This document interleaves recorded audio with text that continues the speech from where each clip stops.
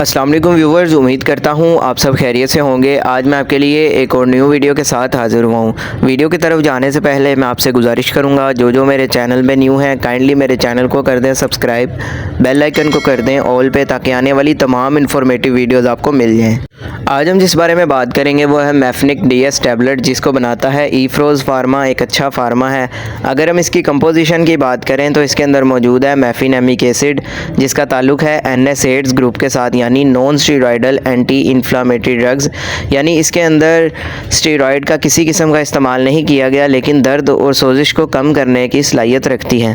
سب سے پہلے اگر ہم بات کریں تو میفنک ڈی ایس ٹیبلٹ کا استعمال اگر آپ کے جسم میں کسی قسم کا درد ہوتا ہے اس کو ختم کرنے کے لیے، اس کے علاوہ اگر آپ کے دانت یا داڑھ میں کسی قسم کی درد ہے اس کو بھی ختم کرنے کے لیے، اس کے علاوہ جسم میں سوزش اور درد اگر آپ کے ہو جاتی ہے تو اس کو بھی ختم کرنے کے لیے اس کا استعمال کیا جاتا ہے۔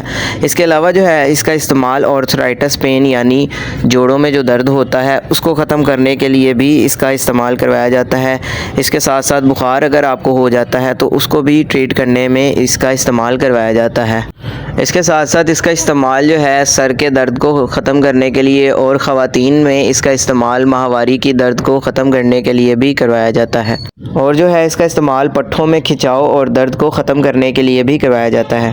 اگر ہم اس کے استعمال کی بات کر لیں تو اس کا استعمال دن میں 2 مرتبہ بھی اور دن میں 3 مرتبہ بھی کروایا جاتا ہے، کنڈیشن کے حساب سے۔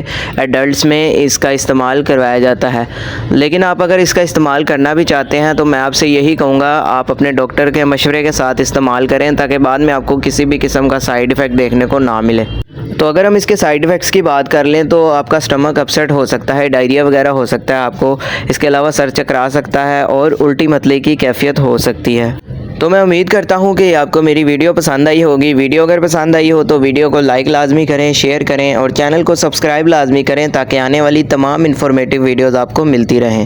ویڈیو کے حوالے سے کسی قسم کا سوال ہو تو آپ کمنٹ سیکشن میں پوچھ سکتے ہیں۔ اپنا خیال رکھیے گا۔ اللہ حافظ۔